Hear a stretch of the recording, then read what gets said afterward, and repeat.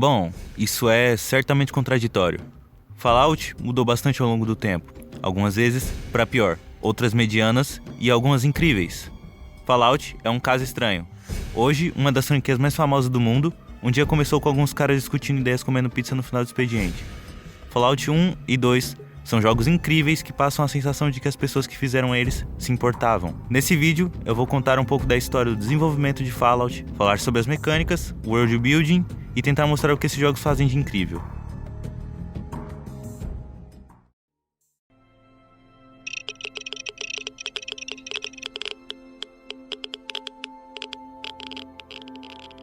Fallout foi criado por um cara chamado Tim Cain em 1994, quando ele decidiu, do nada, trabalhar em uma engine isométrica como um hobby durante o tempo livre que ele tinha enquanto não trabalhava nos projetos principais da Interplay.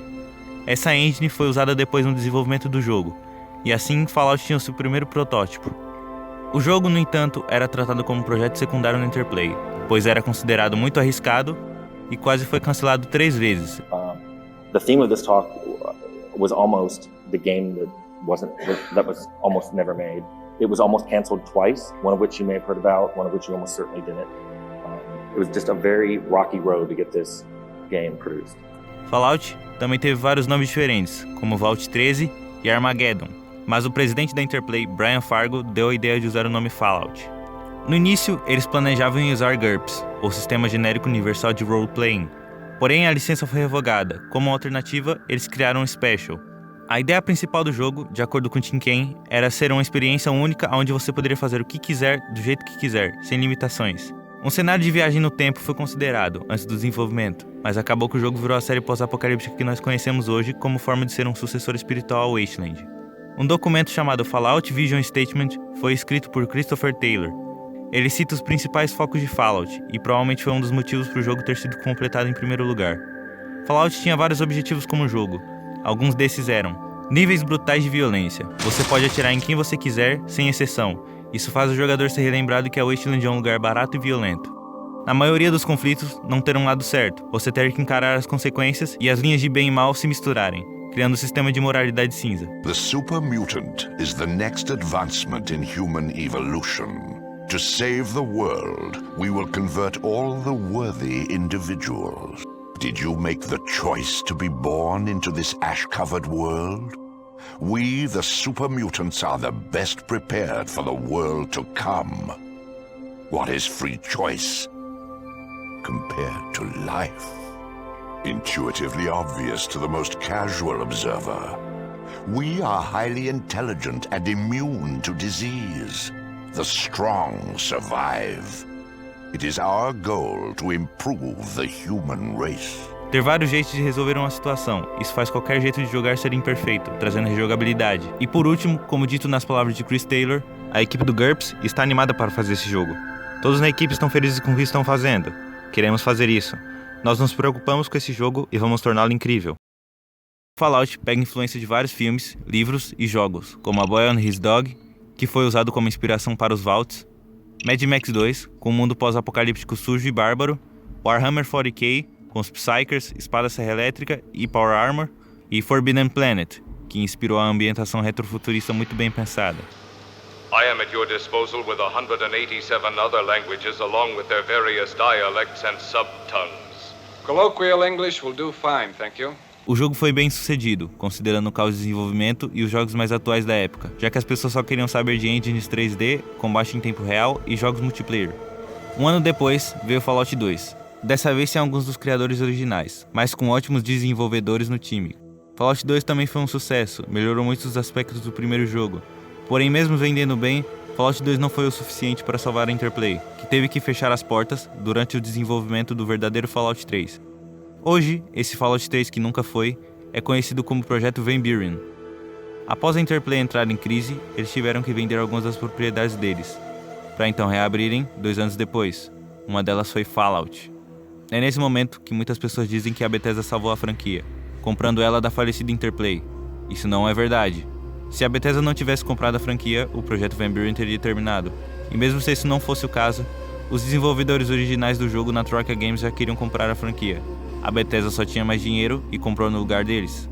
Falando na Troika Games, Durante a produção de Fallout 2, Tim, Leonard Boyarsky e Jason D. Anderson, as 3 cabeças por trás de Fallout, saíram da Interplay e fundaram a Troika Games. Troika fez apenas 3 jogos antes de fecharem as portas: Arcanum, of Steamworks and Magica Obscura, Your religion and I...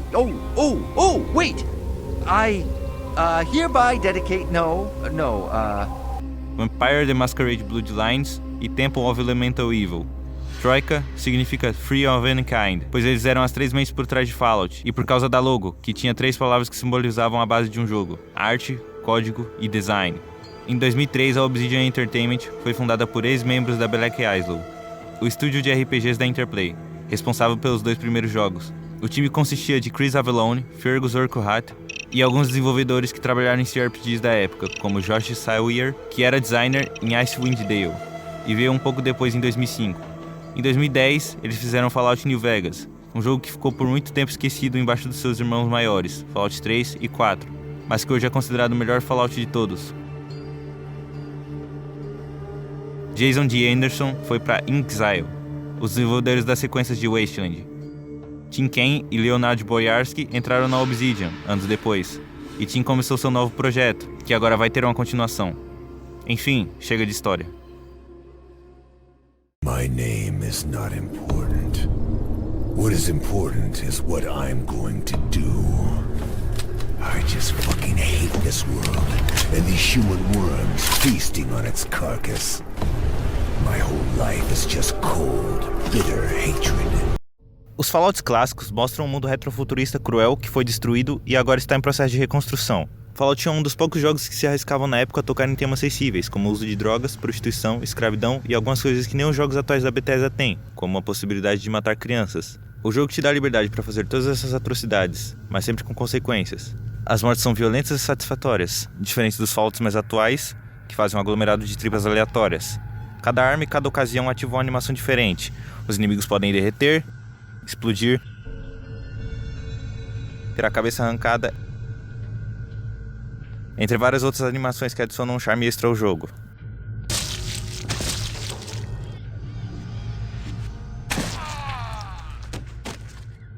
A trilha sonora é ambiente, usa sons tecnológicos, batidas tribais, o vento soprando e ranger de metal, que trazem uma sensação de vazio, desolação e solidão. Um grito distante das músicas alegres dos anos 50 dos jogos seguintes.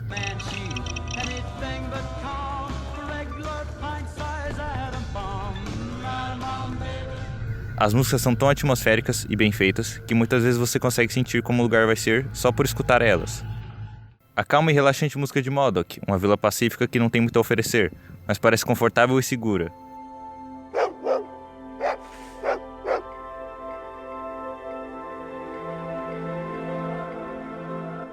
Os sinos e cantos religiosos distorcidos da catedral, que é a visão sobre a religião suspeita, com infraestrutura de organização grande e influente.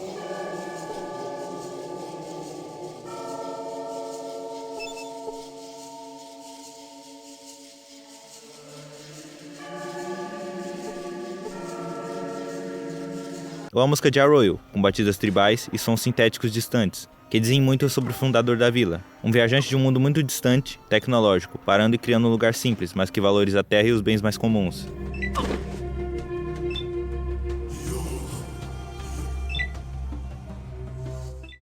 Alguns NPCs importantes têm rostos esculpidos à mão e animados usando software.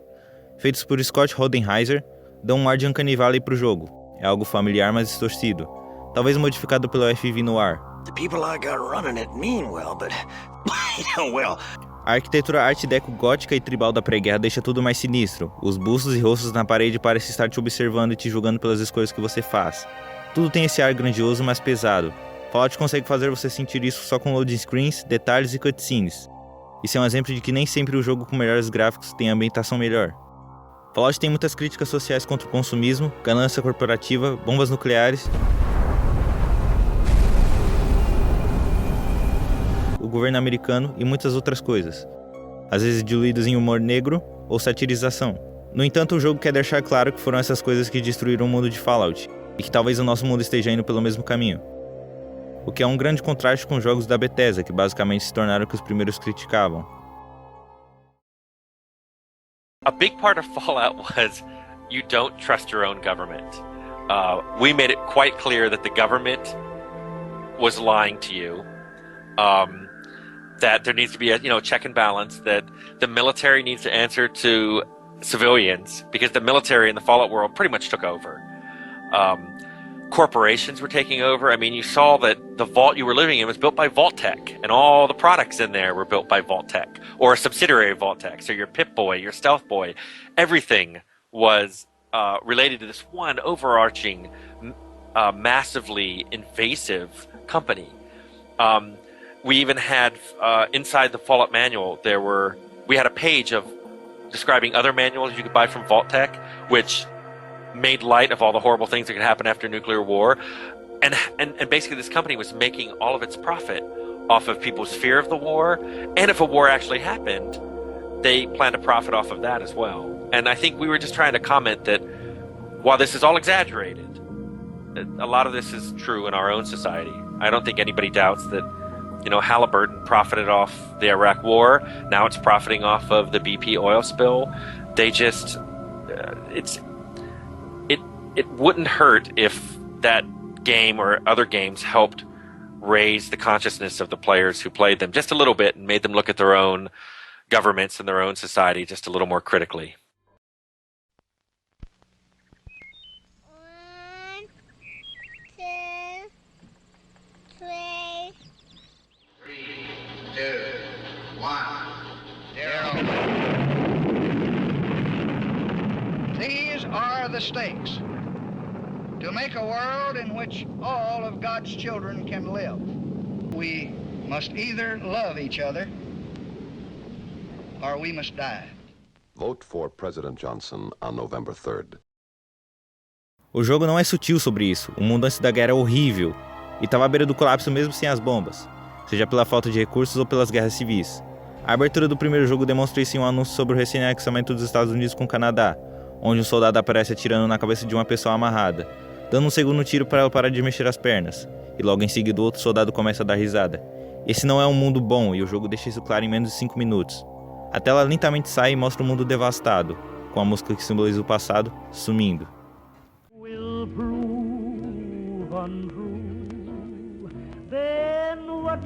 O ponto de Fallout é esse. Para alguns isso é só uma cutscene, mas ela é muito mais do que isso.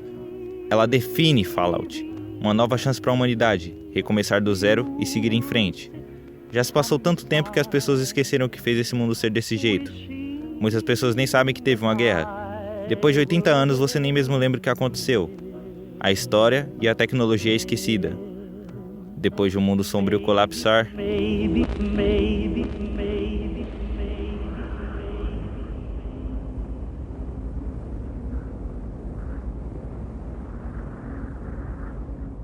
nasce um novo mundo das cinzas.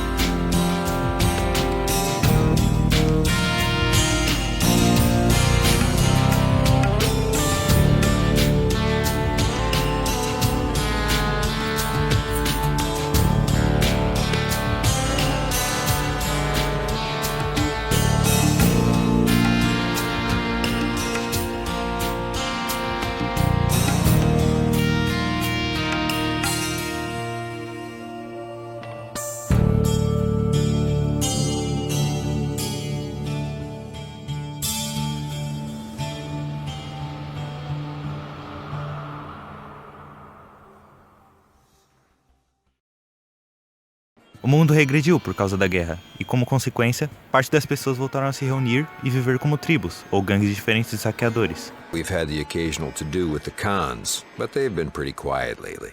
Inside, trouble's been from the skulls, and I hear some strange things happening down by the hub, but they haven't affected us yet. E nesse período, as pessoas reconstruíram pequenas civilizações isoladas, o que faz eles não saberem muito sobre os outros lugares da Wasteland. We are small and self-sufficient, so there is little else to tell. Muitas pessoas dizem que os Deathclaws são vampiros, demônios, chupacabras ou só uma lenda boba. Isso porque não existem muitos deles. Oh, just another stupid rumor. Some people say it's a huge fanged monster and others say it's a vampire. Mas tem pessoas que vivem com essas criaturas infernizando elas todos os dias.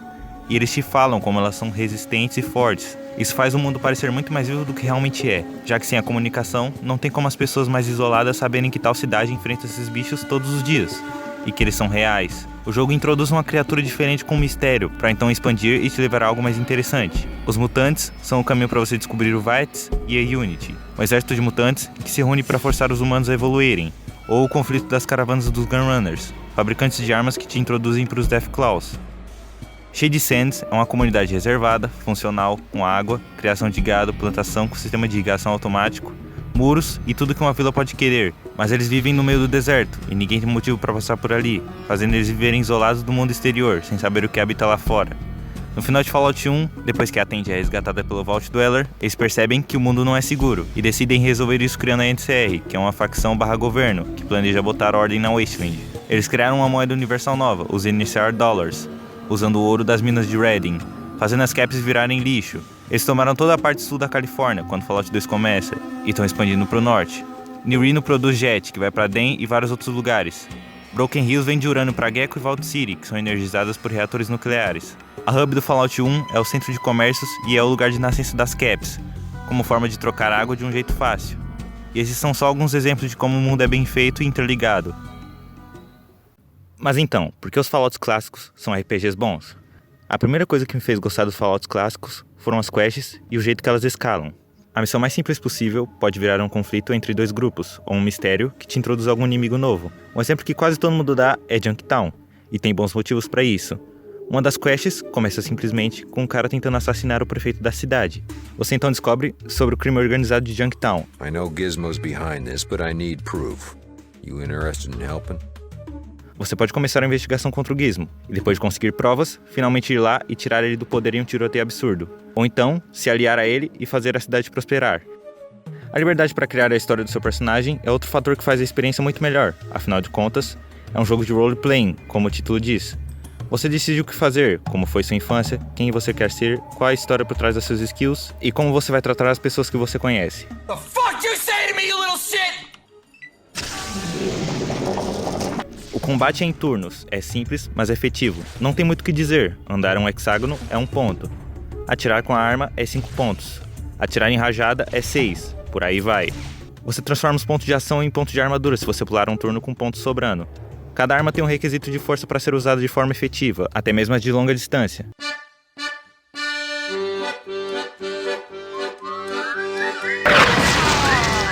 É um combate fácil de se entender, mas leva tempo para masterizar. Fallout 1 tem um enredo relativamente simples. A Califórnia. 80 anos depois, você, o Vault Dweller, tem que conseguir um chip de água para o seu Vault. Você sai e percebe que o mundo é uma bosta, e o resto é com você. O jogo não aponta para onde você tem que ir e o que tem que fazer. Isso é uma das coisas mais fodas de Fallout 1. Você ter que usar o cérebro. Pode parecer idiota, mas um dos primeiros momentos que você vai se sentir foda é você descobrir que pode usar uma corda para descer o Vault 15. Onde você consegue uma corda, você pergunta: horas, eu não sei, vai procurar. Foi exatamente isso que eu fiz. Fui em Shady Sands, a cidade mais próxima, e achei uma corda largada no chão. Voltei no Vault 15 e consegui descer. Eu não consigo expressar o quanto eu sinto falta disso em jogos mais atuais, onde tudo é dado na sua mão. Isso tira muito a sensação de aventura que o jogo poderia te proporcionar. O vilão do primeiro jogo é um dos melhores personagens já criados em um RPG, na minha opinião, e nas de várias outras pessoas que jogaram Fallout 1. O Master é o vilão perfeito para um RPG. Ele é egocêntrico e arrogante, mas ele não é necessariamente do mal. Pensa assim, é 1997 e você acabou de comprar uma cópia de Fallout. Você joga sem saber nada do jogo, e você chega no final, achando que ia dar um esporro no chefão por trás dos mutantes, só pra então perceber que você não tem argumentos contra ele. So what shall it be? Do you join the Unity, or do you die here? Join. Die! Join. Die! Sim, é errado forçar as pessoas a evoluírem, mas ele tá pensando em longo termo. Ele quer salvar a humanidade. A única coisa que consegue convencer o Master que ele tá errado é mostrar que os mutantes não são capazes de reproduzirem, e que ele estava sabotando o plano dele de salvar a humanidade esse tempo todo. Conseguir essa informação não é nada fácil, você tem que explorar o jogo para achar algo que comprove isso. E pra mim, isso é o foda do Master. Ele te deixa sem palavras. Você não consegue simplesmente dizer, bom, eu acho que você tá errado e eu certo. Você tem que realmente buscar provas para ir contra ele. Ele não liga para morais, apenas fatos. Afinal de contas, ele é um cientista, e os fins justificam os meios. A voz do Master é uma mistura de bizarro com fenomenal. Ele tem 3 vozes, e essas vozes mostram o horror que o Master se tornou. Um aglomerado de várias pessoas ligados a um computador que sintetiza a voz deles. Esse é um dos melhores exemplos de voice acting que eu posso mostrar para alguém. O Master é um personagem misterioso que só aparece no fim do jogo. Mas eu consigo entender os motivos por trás dele, a personalidade e os objetivos dele. Tudo pelo tom de voz e o jeito que ele fala. My only problem is you. Now, will you work for them? Unity or not? We need one race. Race. One goal. Goal. One people to move forward to our destiny. The remainder will be allowed to live out their days, but under Unity, control, and protection. But none shall breed, for they will be the last of their race. I don't think that I can Continue to have done the things I have done in the name of progress and healing. It was madness. I can see that now. Madness. There is no hope. Leave now. Leave while you still have hope. Um personagem que tem menos de 10 minutos de tempo de tela, de repente tem mais profundidade que muitos personagens importantes em outros RPGs. Um último extra antes de concluir, a comunidade de mods. Por algum motivo o pessoal que vive no leste europeu e na Rússia tem um amor incomparável por Fallout 1 e 2. E isso fez muitos deles fazerem mods, principalmente pro Fallout 2. E eu recomendo dar uma checada, tem muita coisa boa que você pode encontrar. Os meus favoritos são Fallout Restoration Project, que restaura todo o conteúdo não usado de Fallout 2. Você ganha acesso a novos locais, alguns NPCs, tem sprites para os equipamentos que eles estão usando. O Marcos tem uma armadura especial nova que você pode comprar para ele. E esses são só alguns exemplos de conteúdo extra que o mod adiciona. Outro mod que é muito bem feito é o Olympus 2207, que converte Fallout 2 em um jogo completamente diferente, com estética mais dieselpunk. Os desenvolvedores desse mod estão fazendo um jogo standalone, no mesmo universo, então se você tem interesse, dá uma olhada depois. Por último, o mod mais famoso, Fallout Online. Eu não vou entrar muito em detalhes até porque eu não joguei muito dele, mas o que eu joguei foi divertido. O jogo não parece ter muito objetivo, e é um MMO que não te diz muito o que fazer, mas eu consigo ver o jogo tendo uma comunidade divertida. Fallout 1 tem um mundo imersivo, junto com diálogos e escolhas profundas, e Fallout 2 tem a liberdade que todo RPG devia te dar. Os jogos não têm 2, 3 ou 4 finais genéricos, eles realmente mostram as consequências do que você fez, uma por uma. Os gráficos podem parecer datados, mas a direção de arte é atemporal, e diferente de tudo que eu já vi, até mesmo dentro da franquia. A trilha sonora é atmosférica, pesada, perfeita para a ambientação de Fallout. Esses jogos me mostraram como pensar de forma crítica, e isso me faz pensar no futuro da franquia, onde os RPGs parecem estar cada vez mais vazios e sem alma. RPG virou um termo vago para joguinho de primeira pessoa com números, e é isso que me preocupa. Talvez os CRPGs nunca mais voltem com força, talvez esses jogos em algum ponto sejam esquecidos, quem sabe, só o tempo dirá.